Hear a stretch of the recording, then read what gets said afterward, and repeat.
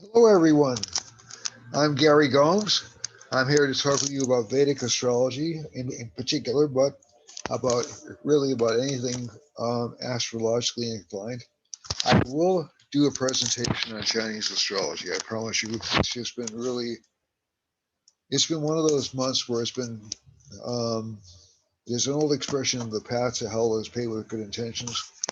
And what that means is essentially I haven't been trying to lead anybody to hell or anything like that. It's just been I've been given project after project after project, and completing projects has proved problematic. So I didn't even think I was going to have a chance to record this video this week. So it's just been one of those weeks. The um, the other thing is whenever and I can tell you exactly what's causing that. But first of all, before I get into that, basically, my name is Gary Gomes. I'm a Vedic astrologer. I've been a Vedic astrologer for 30 years. Uh, Before that, I actually had uh, virtually no astrological background other than tarot professionally. And I think one of the things that happens is whenever you open one of these doorways, another one opens. And so, so essentially, long story short, I'm a former head of the American Council of the I'm sorry of the Council of Vedic Astrology. I'm an instructor at the American College of Vedic Astrology. I'm also an instructor or a teacher at Kepler College. I've taught at the community college level. I've taught not astrology. I've taught other courses, business courses, and I've also taught online since 2000. And I have I do astrology readings. I do astrology instruction. Um, I do a variety. I do tarot instruction. So, and I would like to grow this channel. I am planning on bringing some other channels on board relatively soon, probably in April or May, and also starting a podcast probably in April or May as well. And the reason for that is just because March turned out to be a really insane month. So uh, basically, we're going to start moving in a very big way over the next couple of months. And again, so sort of like leading up to, I have an astrology institute which has been in existence since 1996. So essentially, what I'm planning to do is to turn that into a school, so that people can get credit recognition. And if you study with me, you do get certified. You can get certified by the Council of Vedic Astrology, and so we're trying to move forward in those kinds of directions. I am going to. I have had thoughts about putting a music channel on and other things as well. So I have a wide variety of interests outside of astrology. So this isn't the only thing I'm going to be doing. But but the major thing is this week at least I want to talk to you about astrology. Why it seemed to have been such an overpacked week and month, and how it's going to get a little bit crazier before it gets a little bit saner. And we'll also look at various parts of the world. In the meantime, please subscribe to this channel. If there are topics you'd like to see me cover other than Chinese astrology, which I will get to, um, just let me know and I'll be happy to do that with you. I will be teaching a course on Gemini astrology, which is I consider it a subsystem of the Vedic astrology tradition. At Kepler starting in April 7th. And I'll also be doing a course on the Varshapal or the annual chart for Kepler College in May. So, and we're also trying to do practicums in astrology as well. So please provide some support by subscribing, sharing, and it'd be greatly appreciated, and it would help me make this channel better. as soon as we get some other rigmarole out of the way, which has been going on since last August, folks. And so that's my excuse right now, and I'm sticking to it. All right, so let's look at the chart for right now, and I'll make sure the screen share works by pulling it up a couple of different times. Okay, so this is my magnificent chart, which you don't need to see. Oh, go on. It's okay. I know you want to look. It's okay. All right. Nothing special to see here, you know. It's just, all right. So the thing I want to bring to your attention is there's so the reason for projects starting and additional projects being laid on. I'm going to stop the share and make sure that we got a share here, just because we did have a problem with this a couple of weeks ago.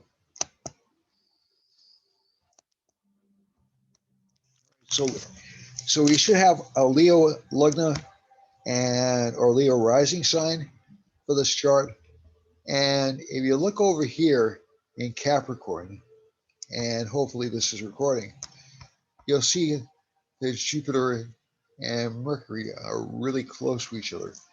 So over the past week, there's been this really tight conjunction between Mercury and Jupiter. So there's a condition called planetary war.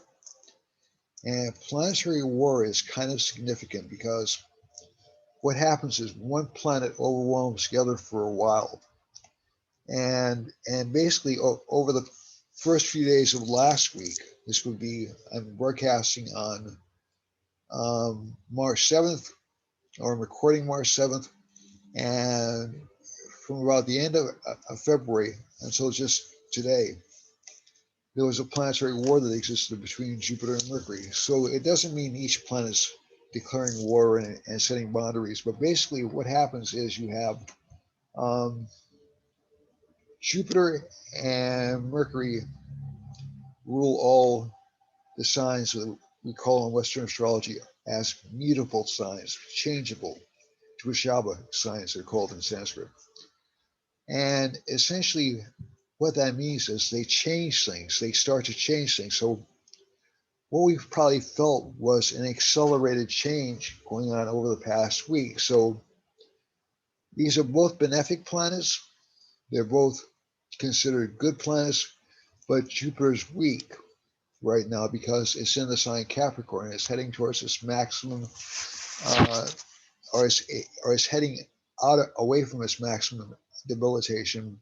And Mercury is in conjunction with Jupiter. Now, Mercury and Jupiter as planets don't necessarily like each other. You know, so there are friendships and animosities in Indian astrology between planets. They're not quite the same thing as they are in Western astrology. So you might hear our Western astrology talk about Venus being lacking dignity in Scorpio or Aries. They have classifications called exalted, debilitated, and Mula Trikona, which is like being in its own sign, and great friend, neutral, enemy, and great enemy.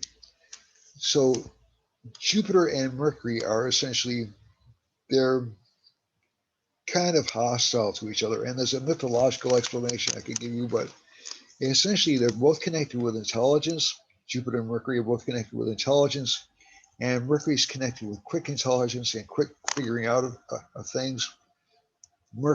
Jupiter's connected with slow, wise, methodical learning. Both planets tend to be what I would call hyper optimistic or hyper communicative.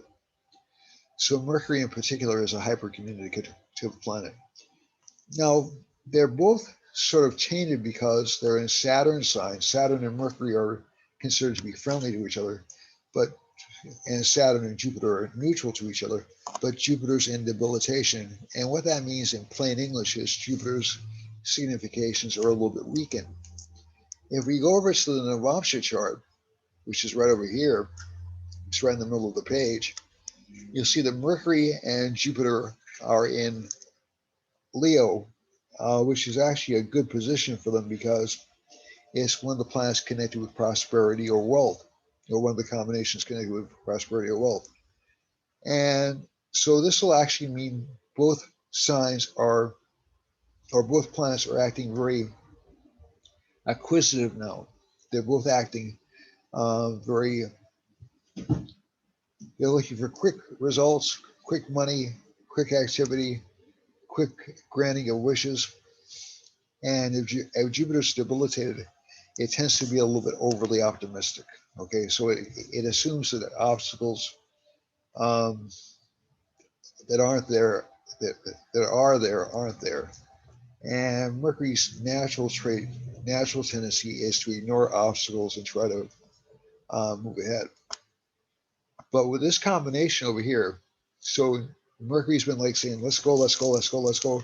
And Jupiter's been more like, yeah, we can go, but how do we proceed? Because Saturn, this is new to me. This is a new foundation. So there's been this sort of like really, I would call it a real desire to get things done, but then all of a sudden little problems, especially in communications, start popping up. And that's what's been happening over the past week or so. The other problem we run into is the Sun and Venus are relatively close together. It's a combination called, so that combination I was just talking about in Indian astrology is called Yuddha, or planetary war. Right now, Mercury's outside of planetary war with Jupiter. So at 26 degrees, 8 minutes, and Jupiter's at 24 degrees, and Jupiter was winning anyway over the past few days. There are different ways to calculate planetary war, and the way that I choose has the planet at lower longitude winning. So Mercury never wins planetary war for very long.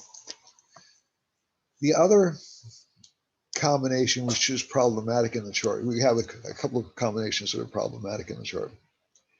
We have Venus close to the Sun, so that's combustion, but that will make everybody seem prettier than they normally are. That's really one of the funny things about the Sun-Venus combination. So people will seem to be much more not really obsessed with beauty, but cultivating beauty, cultivating their attractiveness.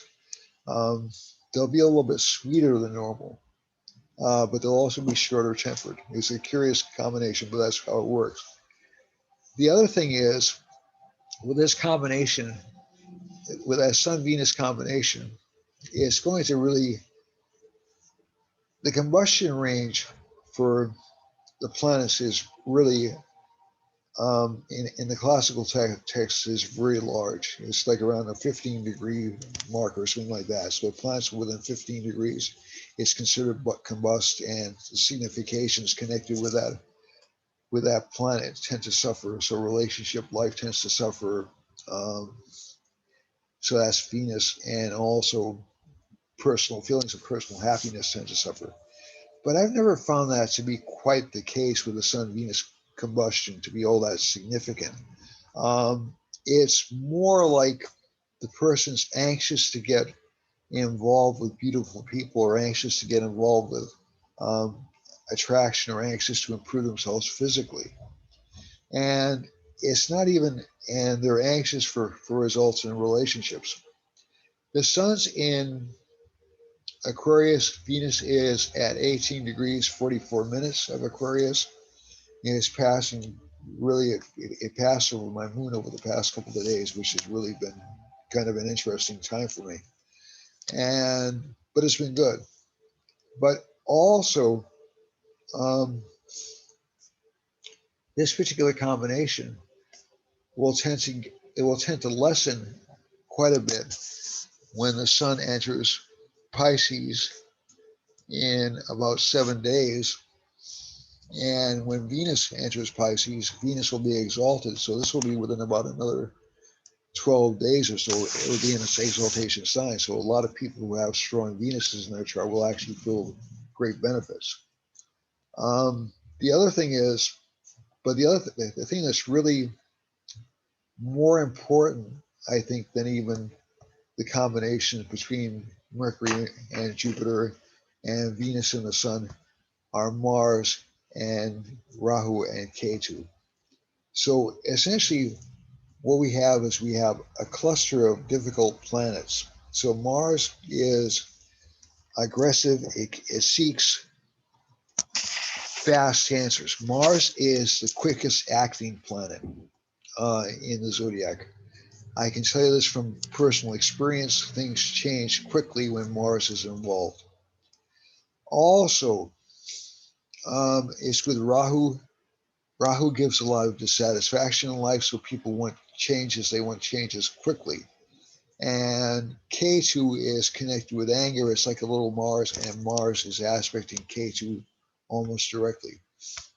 This particular transit, will be in effect for about another 2 months.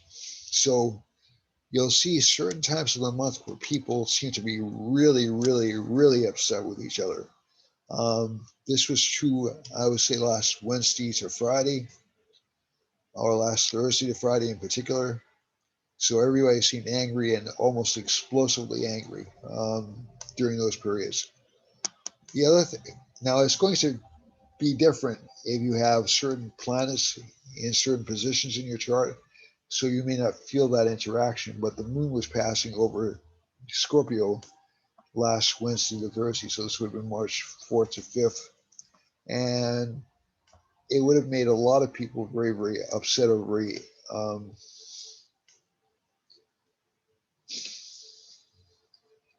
eager to fight. Let's say if they had other planets in that particular placement. So overall from charts. So again, like I said, if you don't have, you'll feel these things less strongly if you don't have planets involved with these transits. Okay, is that clear? Because, and the reason I'm saying is that clear is because a lot of people will look at these combinations and say, "Oh, such and such is going to happen to you this week," and nothing may happen at all. And you're saying to yourself, "Well, the astrologer must be crazy." If you don't have any personal or planets or any planets engaged with that, you might feel a little bit aggravated, but that's about it. If you have a planet connected with that sign placement, you're going to feel it's very, very going to be very, very easy for you to get irritated or even to get into a fight. So just be aware of that. Roughly every 2 weeks. Um, so March 6th, March,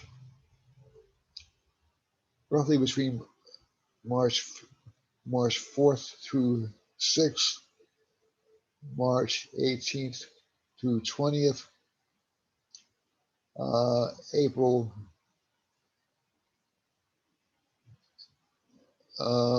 April 4th through 7th, 21st through 23rd, and May 7th, excuse me, not May 7th, May 11th through May 12th will be sensitive times for most people.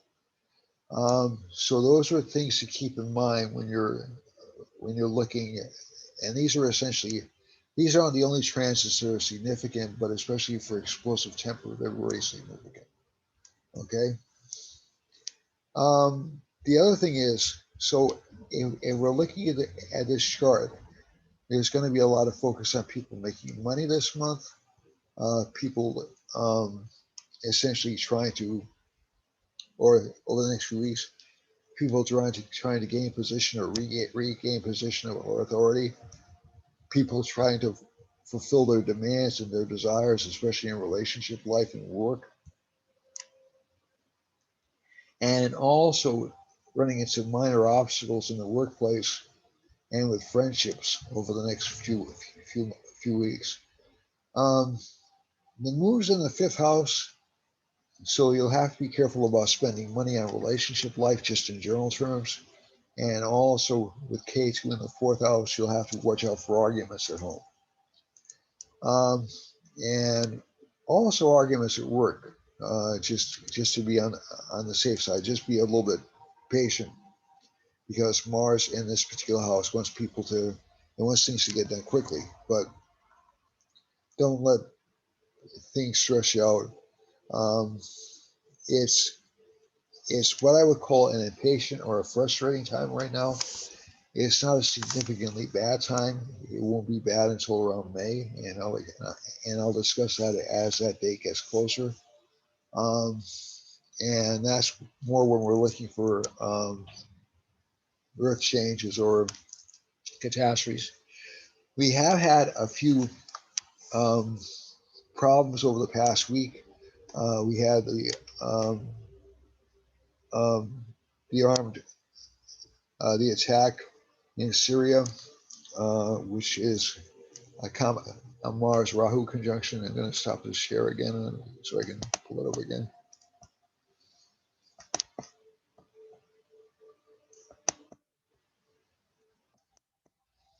So hopefully this is still broadcasting properly. So we had that Mars attack on Syria, or that U.S. attack on Syria. We had one thing I noted was, I think it was last week, I mentioned Iceland was going to have some problems. I didn't know whether it was going to be earthquakes or volcanoes, but apparently there was an earthquake off the coast of Iceland, which is not a hyper rare phenomenon, but fairly rare. And a friend of mine also told me that I know there have been earthquakes in Turkey over the past year and a half, but a person told me there have been a lot of earthquakes um, in Eastern Europe, or close to the former Soviet Union. So it's interesting because a lot of the astrocartography lines correspond with difficult problems for them. So let's look at the astrocartography map. But it's important, and again, I'm saying this myself as somebody who can flare up. Actually, for those who know me, they may be surprised, but I can get angry, very, very angry at times. For those who know me well, they wouldn't be surprised. All right, so, but, all right, so this is the world map right now. And so we're looking for Mars lines as being problematic. So we're seeing a Mars line as somewhere around Nova Scotia, right over here in Canada. Close to New England, but not really close to New England. There's a Mars line right, I believe, of the Virgin Islands. I used to know these so much better than I do now. And in northern South America, Guyana, through the middle of Brazil, through Argentina, Buenos Aires in particular. And you'll see a combination of a Saturn line and a Mars line off the coast of Argentina. Now, that doesn't necessarily mean there's going to be a major catastrophe off Argentina. There may be a boating mishap or something like that. That's really what it looks like to me. Iceland still has a line going through it, so I'm gonna go a little bit different order.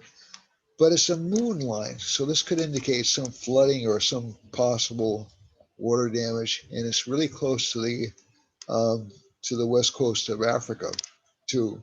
So there could be some flooding or some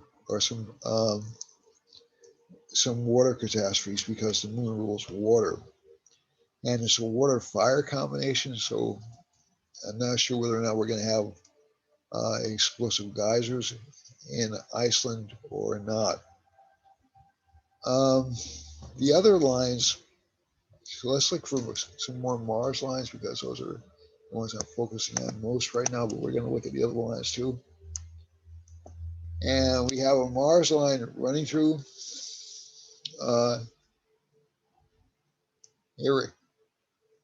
Iran and through Saudi Arabia. We know that the Prince of Saudi Arabia has been in a lot of trouble lately, or not really so much trouble, but he's been accused of it. And we have a Rahu line running through Madagascar. So over here, there are Mars and Rahu lines running through Saudi Arabia. So there'll be some kinds of activity there, and, some kind of detrimental activity there, maybe wars or fighting, which is pretty common right now in that part of the world. And I'm looking for Turkey seems free, Eastern Europe seems free, but inside Russia, Ukraine, you have a Mars line descending, so there'll probably be some violence there, and some anxiety, like I said, in far Eastern Europe. Okay, so this is the part which used to be part of. So it's like Poland and those parts of the world look like they're in a little bit of hot water. The other parts that look difficult to me, Central Russia,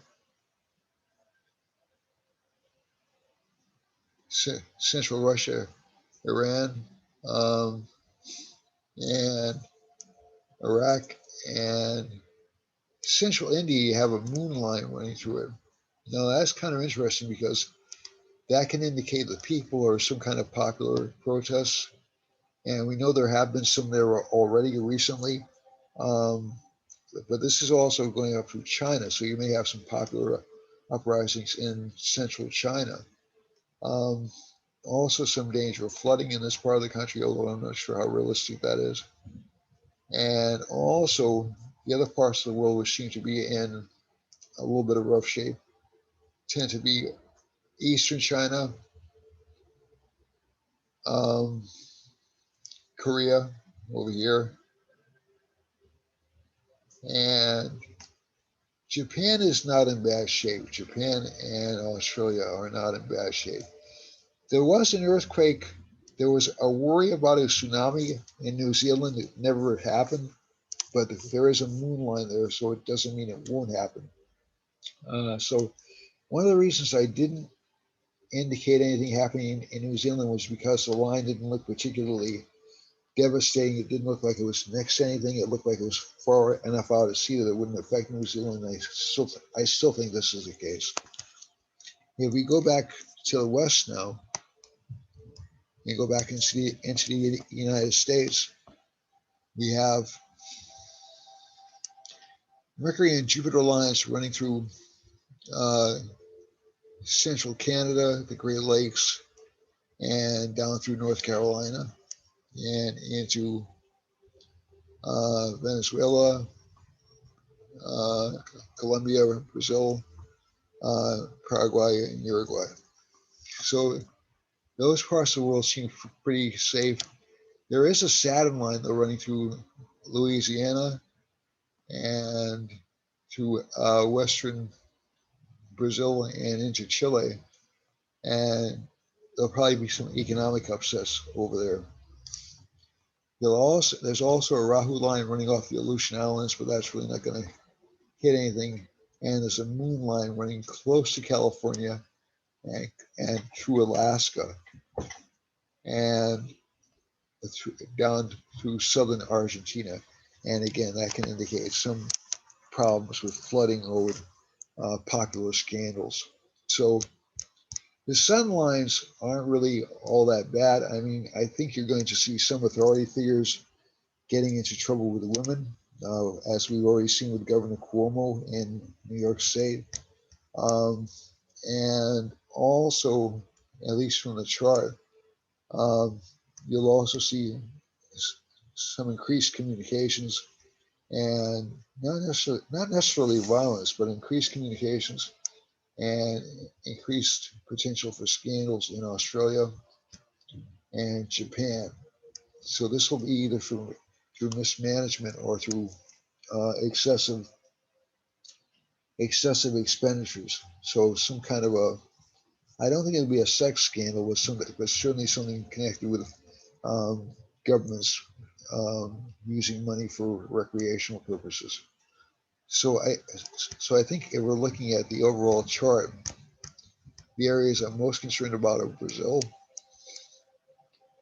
uh, and Brazil's had problems for several months now. So because we have this Mars Rahu line running through, and some government scandals in Brazil definitely, and also let's see how Europe's feeling, how Europe, Middle Europe is faring. We have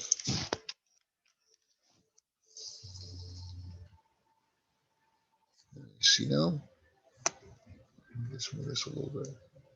Yeah, so there's a Saturn line going through Norway um, and Northern Europe, and I know they've been having problems with their COVID um, distribution, the distribution of the COVID vaccine. But I actually think we're going to see, we're already seeing things open up in Texas and in other states across the country. I don't think this is, at least from the astrology, I don't think this is premature. Um, I'm not a scientist. I don't pretend to be, um, but I think we are seeing declining COVID rates. At least in the news, we're seeing declining COVID rates, and I actually think the economy is going to be ready to reopen around the end of April, beginning of May, not the end of May. Pretty much universally. There's um, there's nothing. I'm looking for Western Turkey has some potential for. I'm sorry, Eastern Turkey has some potential for violence. Western Turkey has this is Jupiter Mercury conjunction, so actually they're more optimistic than they normally are. Um, and overall, I think I am worried about the Sun Venus lines, mainly because that can give occasion um, for scandals due to government officials behaving badly, and also um, problems in the entertainment industry. And we're actually seeing a lot of those coming up right now. That's actually something that's already happening as we speak. Um, so, but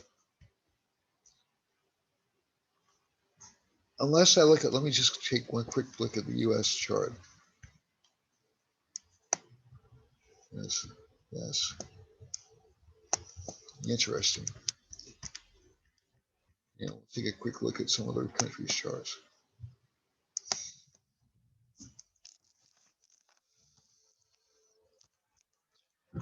Now, this is based upon the best data that I have currently. So the U.S. is, let's go to the current year quickly. I'll look at a sample of charts. So U.S. is in Rahu Saturn until September 9th, 2023. Um, so that's kind of a slow recovery indicator. There's still a lot of panic up until around March 25th. Then you'll start to see an improvement, more optimism around March 25th, and more media-driven panic between April 16th and September 2021. But you'll actually see the economy improve during that period. By November, actually, I think you'll see us pretty much in good shape. Let's go over to India. Just picking random spots in the globe. They occur to me. India's chart, it looks a little bit disorganized until around April 20th of 2021. And around July 6th of 2021, it looks like India will start returning to quote unquote normal. You see, we have China.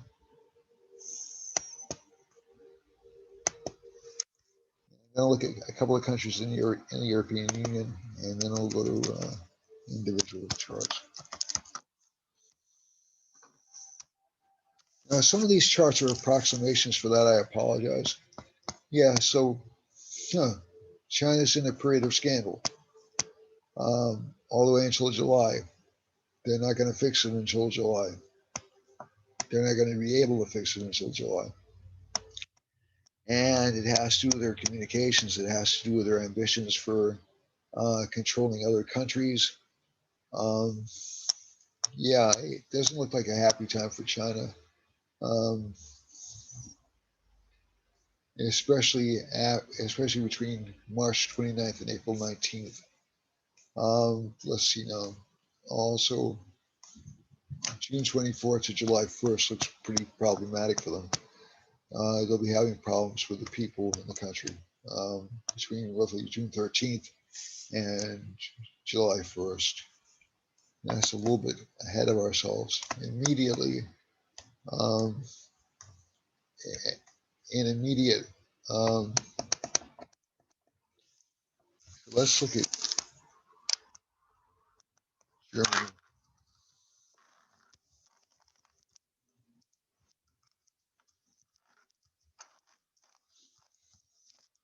I'm doing these to kind of spread out the chart around the world. Germany, yeah, problems with diseases for at least another few months. I think you'll start to see them get a bit better of a handle on it, on everything by April 27th. And I'm not criticizing any government. I'm just saying they're having current problems with vaccination and dissemination. They'll probably last until March 14th, and then they'll improve. We've certainly had our problems, but it looks like we're actually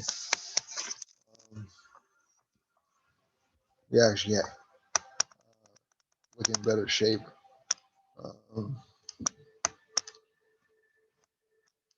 And vaccinations are occurring and taking place.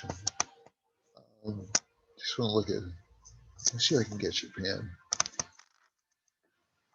Japan in the database. I do. Okay.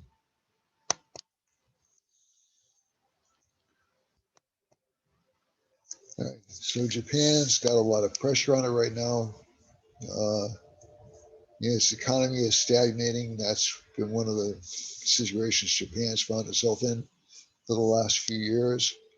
It'll probably take kind of an economic hit between March 14th and May 7th, then recover nicely after that. The thing about the Japanese chart is, at least from the data I have, I set it up for a midnight rising sign. This would give it a Libra ascendant with exalted Venus in the 6th house and the moon in the 8th house, so and Rahu in the 9th. So actually, this is a pretty lucky chart, at least right now. And you'll start to see some improvements to them over the next 2 years or so, but definitely by April 27th when Jupiter changes signs. And we're just going to go to one. Let me see if I can find Brazil. I was saying so much about Brazil. I don't have Brazil, so I think we're just going to have to look at the transits and see how Brazil fares. But it should be doing better. The one thing I did want to bring your attention to is given. So I want to pull up a now chart, and I want to talk about nakshatras and the Rapture chart. So these are important in analyzing charts. So essentially, the sun is in for the Bhadra nakshatra, which is ruled by Jupiter. So it's going to be a more benevolent nakshatra. The government will be seen as being more benevolent. It was seen as being cheap or stingy or lying up until a few days ago. It'll be seen as being a bit more benevolent for about another 30 days or so. and then it'll shift over to seeming kind of stingy again. Purashada, and this is all governments. This is not just the United States government. So I didn't have a chance to mention Indonesia, or not Indonesia, excuse me, Myanmar. So let me just go there quickly, because they are cracking down on the protesters as I feared they would be. Yeah, so Myanmar has a sun line in it, so the government's going to take control over the next couple of weeks. So I think the revolt isn't going to last all that long. So if you're looking for authority, or, if you're looking for popular uprisings, you look for the moon. If you're looking for governmental control, you look to the sun. The sun's getting stronger in the chart. There is an attempt to bring back the old government. There was an attempt to bring back the old government.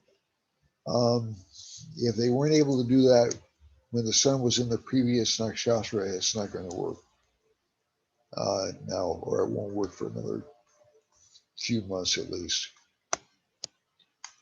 So,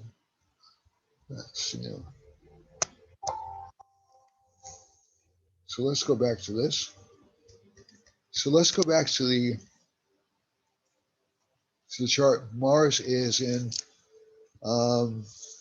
Kritika nakshatra, which means people are going to be very angry or aggressive or critical of each other. That's one of the significations of Kritika. Rahu is in Rohini nakshatra, so that'll give a strong desire for luxury and a strong desire of wanting to not be without anything going away. So people will want more things. Okay, people they'll want more luxury. They'll want more accommodation. K2 is in Jyeshta nakshatra, which is an old nakshatra. It's the oldest nakshatra, and if K2's in that nakshatra, there'll be a search for unconventional wisdom or unconventional cures. Saturn is in Shravana nakshatra, which is a good nakshatra. It tends to produce a certain amount of good discipline to people. Jupiter's in Dhanisha, which is more of a solitary or musically defined nakshatra, along with Mercury. And Venus is inside of Vishak, which I said before, which is essentially a healing nakshatra. Moon is in Purashada, which is a Venus-ruled nakshatra. So again, there'll be a lot more emphasis on healing and trying to get people better after the illness that's plagued our world for so long.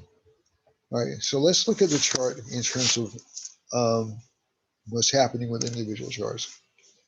So this is for Sun in Aries. That's April 15th to May 15th.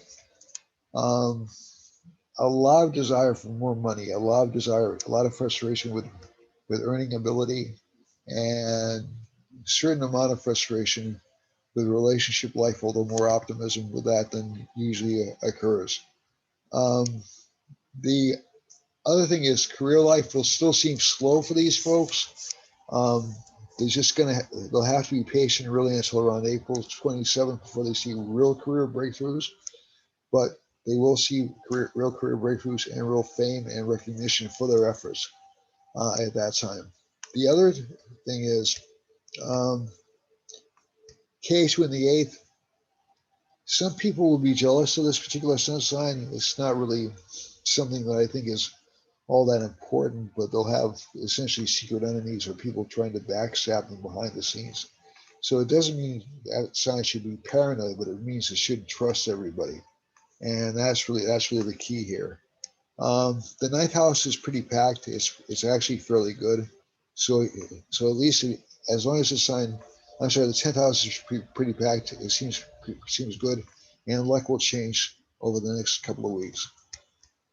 Taurus, Mars and Rahu are in this sign. That's May 15th to June 15th, and essentially this is causing a lot of disruption I wouldn't be very surprised to see a lot of people who have sun or rising signs or moon in Taurus to engage in breakups or um,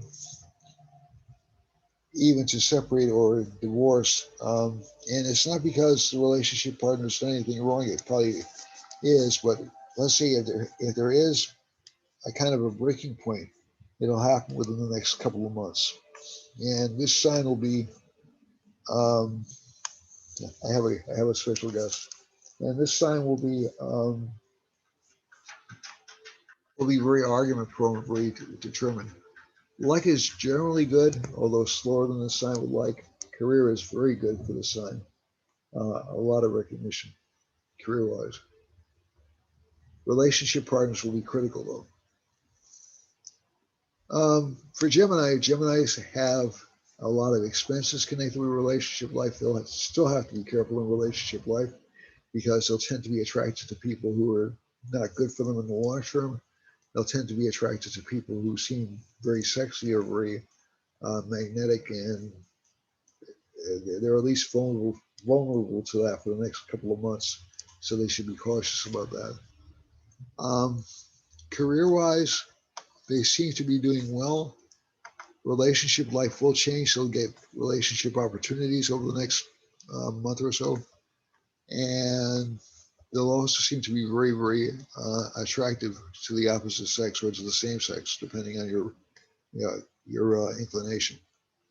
Ninth house is good. The Lord of the ninth house, the Lord of the first house, and the ninth. That's always a good combination for luck. And so you'll start to see a great deal. The Lord of the first house is in the ninth house, so that's always a good combination for luck.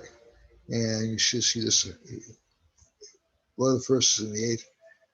Whoa, sorry about that. And the Lord of the fifth is in the ninth, so that's a very good combination for financial luck and financial progress. Cancer, that's going to be July 15th through August 15th. This sign, again, a feeling of sameness or steadiness in relationship life. It's not necessarily a bad combination, but it can seem a little bit boring. And I think from this particular sign placement, you'll start to see interest in metaphysical and spiritual matters, career life, and there'll probably be some problems with friendships because of the Mars-Rahu combination. So fights or arguments with friends. And they'll also have to watch out for their health this month. This doesn't look like a particularly bad month for the sign. It just looks like it's a little bit more problematic over the next couple of weeks than normal.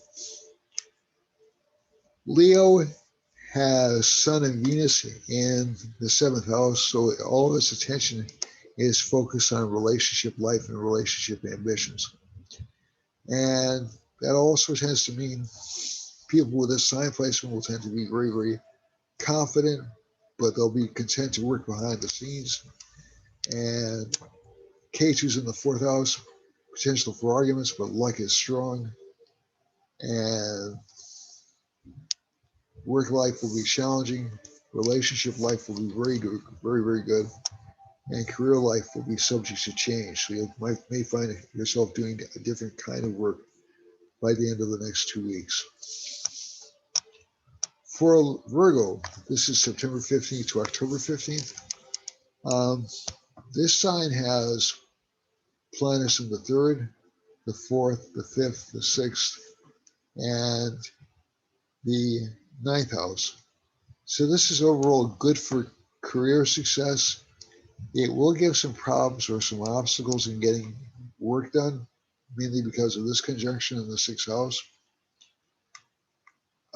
Mainly because of this conjunction in the sixth house. And luck will also be a little bit hurt because of this conjunction in the sixth house. It's not a bad combination, but it will make it difficult to get things done. Mars is in the ninth house in Taurus, along with Rahu. Rahu is exalted in that sign. So this actually is a benefic combination, but basically If you have a combination like this, it means a lot of energy will be focused on your desires and ambitions, and also on your career life. All right, for Libra, Libra has no planets. It has Saturn aspecting it. K2 is in the second house, so it can be very critical of its environment or surrounding, also wanting much more money than it's getting. Moon is in the third house, so there's a reluctance to change or to risk anything right now. That isn't always going to be true for this sign, but it's true right now over the next couple of weeks. And Mercury, Jupiter, Saturn, there's a lot of focus on getting home life straightened out and getting things moved to where they should be.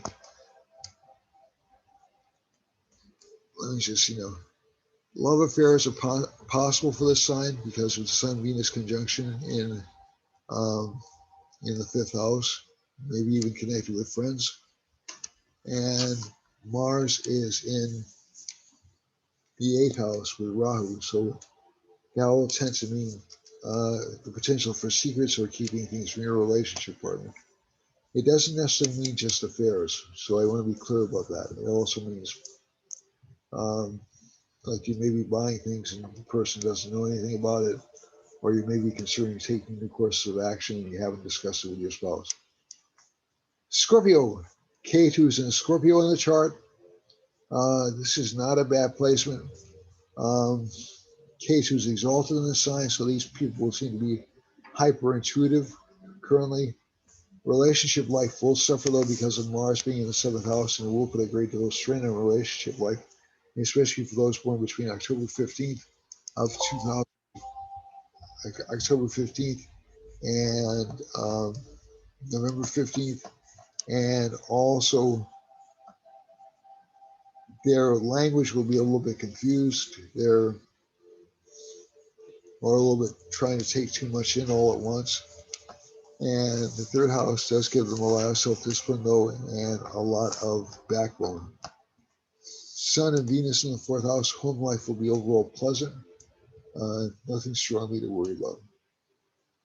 All right, going on to Sagittarius. The moon's in Sagittarius. As I do this chart, the moon is waning, and so it's not a good time to start new projects right now. But also, and it's a good time to get rid of excess items. Yes, it is. And it's also a good time to do creative things. This chart will find itself drawn to very creative things and to anything which will make it money over the next few months.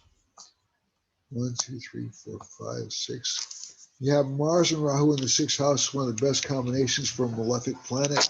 So this is actually good for people in terms of overcoming enemies and obstacles, although it may give some heartburn or some stomach issues. Capricorn has Jupiter, Saturn, and Mercury in the first house, and this particular chart combination is actually fairly good. It's what's called a Nishabanga Raj Yoga, or a cancellation of debilitation, and so that's between Jupiter and Saturn.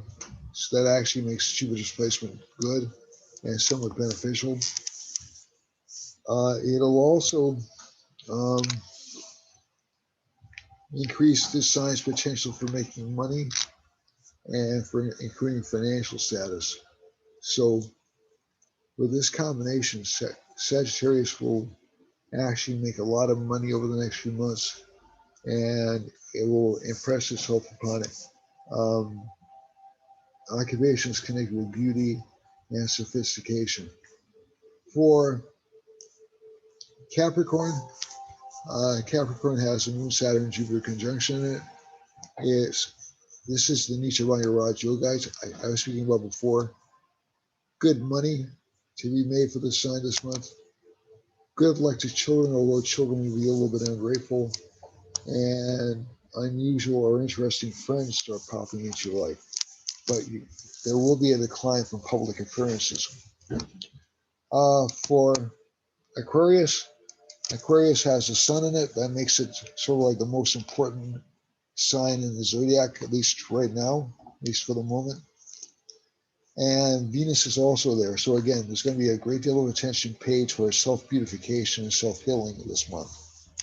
The other thing we're looking at is Mars is in the fourth house. This can give arguments to this sign because of relationship partners. And also K2 is in the 10th house. It can give unexpected increases or improvements in career life. So being asked to do tasks that only you can do because you're so good at them. The other combination in this chart is you have a lot of planets in the 12th house, so you'll have to be careful about spending too much money. You'll have to be very, very conscious of where your money is going, especially for people with Sun in Aquarius. That's between February 15th and between March 15th and February 15th.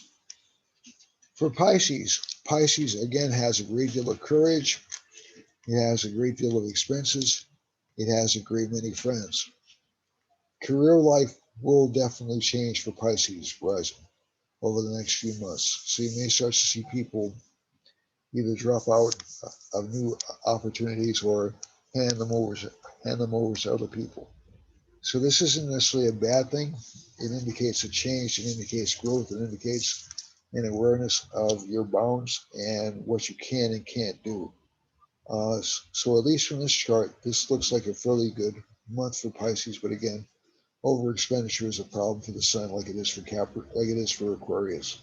So you'll have to be careful about making sure you have enough money to make it through over the next few weeks. Okay, that's it for this week. I'll be back next week with more, and hopefully I'll be back with that Chinese astrology class I promised so long ago. But it's been one of those weeks, so I hope you understand that when I say that. This isn't for lack of trying that I've wanted to do those things. Helpful hint, and this is sort of like a feng shui tip for the year. Burn red lights in the north and northeast sections of your home. That's supposed to be very good for bringing good fortune this year. Okay, so red lights. It can be a light bulb, it can be a candle. It doesn't have to be a candle. They're dangerous. But red lights in the north and northeast segments of where you live. Okay, all right. That's it for now. I'll see you next week, and thank you very much for tuning in. Don't forget, like, subscribe, share, comment, and I'll see you next time. Namaste, and thank you.